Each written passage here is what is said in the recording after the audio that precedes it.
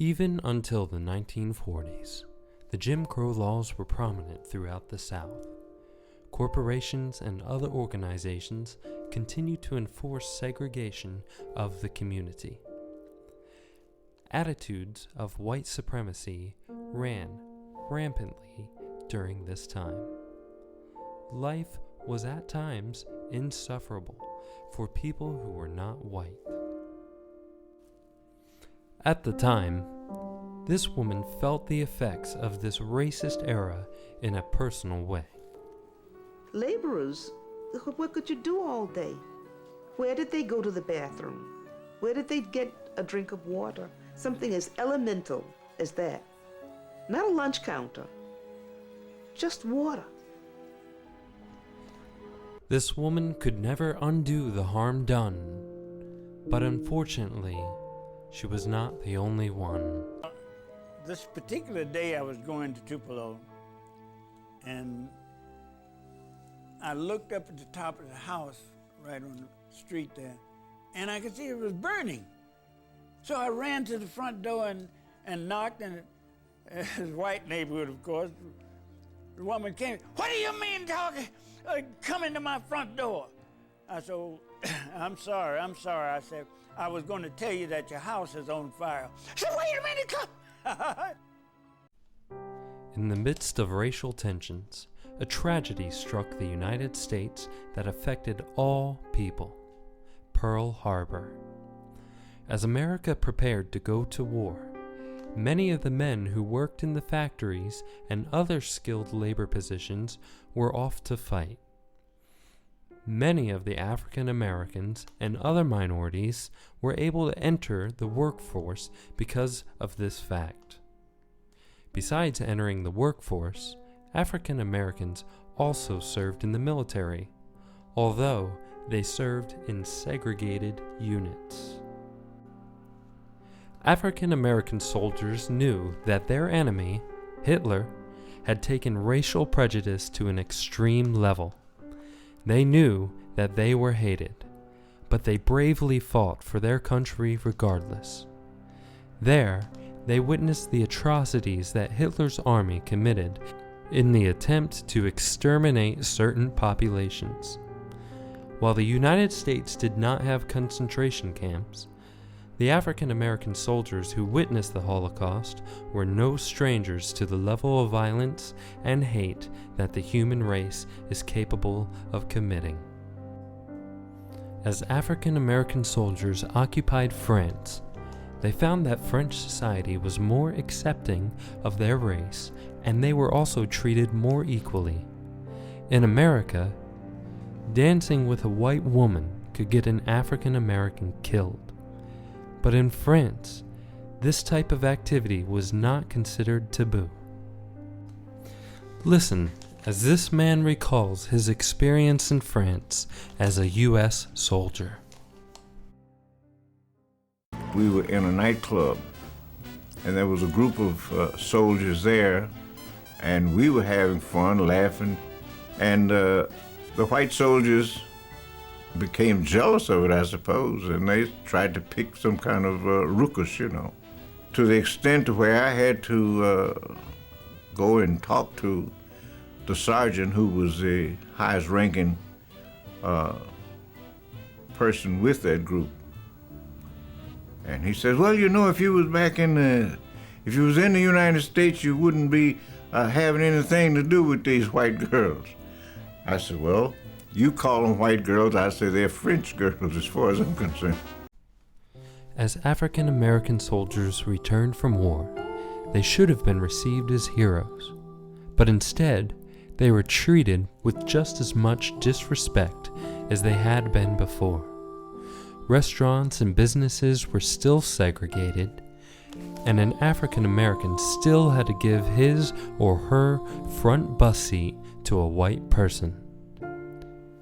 Still had to attend under-resourced schools, and still had to overcome many obstacles to merely place a vote in order to elect an official. If fighting and giving one's life for America would not make an impact on racial equality, then the platform had to change. It had to move into the political realm. The political environment was not favorable to granting rights to all races and ethnicities within the United States. But if Jim Crow laws were to be repealed, then the political environment, the courts, was going to be the only place where these laws could change. But it was a dangerous thing for blacks to try to vote. And that, power was involved, status was involved. And, whites knew that if blacks voted in mass, then white politicians would respond to black concern. There was an undercurrent of fear and intimidation that was permeated from an influential and large organization, the Klu Klux Klan, or KKK. This group threatened African Americans who sought to exercise their rights, especially at the voting polls. Often, there would be lynching or cross burnings that further spread the message of hate. The organization was strong because it included law enforcement officers, lawmakers, and judges in many towns and cities. In Walton County, Georgia, 4 people were murdered in the middle of the afternoon. Even until this day, no one has been convicted or charged with the murder, even though it was a group of people who committed the crime. The story of Lamar shows a man who is accused of witnessing this murder. His life was threatened if he were to go to the authorities with any information. Next day, I went back to the ice house, and these 2 white fellas asked me, well, what'd you tell them? I didn't tell them nothing because I didn't know nothing to tell them.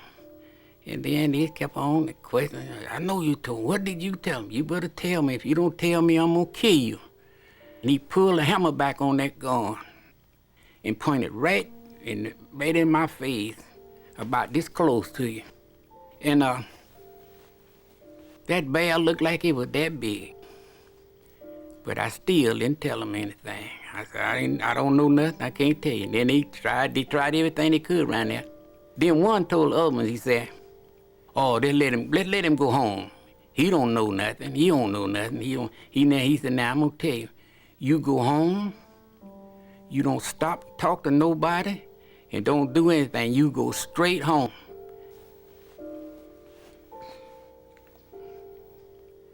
I have had nightmares.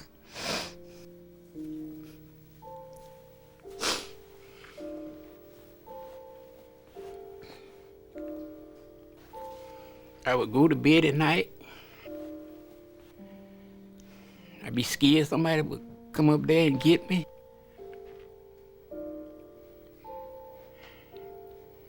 I even changed my name from Lamar Howard to Lamar Jones for a long time. The case of Lamar gained the attention of President Harry S. Truman, thus starting Truman's platform for civil rights. The extension of civil rights today means not protection of the people against the government, but protection of the people by the government. Harry Truman began to address and meet with the NAACP and take its issues seriously. He began to endorse a strong civil rights platform, despite the fact that it was recommended that he abandon the platform in order to secure more votes for his presidential election. But when he became re-elected, it was evident that the American people were becoming ready for a change within the country that supported the rights of all. President Truman made a significant contribution to bringing equality to America when he signed Executive Order 9981, which racially integrated the military. As soldiers of all backgrounds learned to depend on each other, the barriers of racial stereotypes and assumptions began to dissolve. The tone began to change in America concerning racial tensions. While there were many who still supported racist ideologies, the number of those who had a more open-minded and accepting point of view began to grow. Racial issues also began to gain momentum in the political realm as court cases began to be taken more seriously. Most importantly would be the case of Brown versus the Board of Education. In the town of Farmville, a young girl decided to lead a student strike in her school, a strike that demanded better resources. Her entire class rushed into the school board and demanded better treatment. The board threatened the children's parents with imprisonment and job loss. In the end, the situation caught the attention of the NAACP, and they combined the case with others that would eventually be the historic Brown versus the Board of Education, the court case that ended segregation in schools, which were government institutions. Thus, the last of the Jim Crow laws began to be erased from legislation, but they will never be erased from history itself.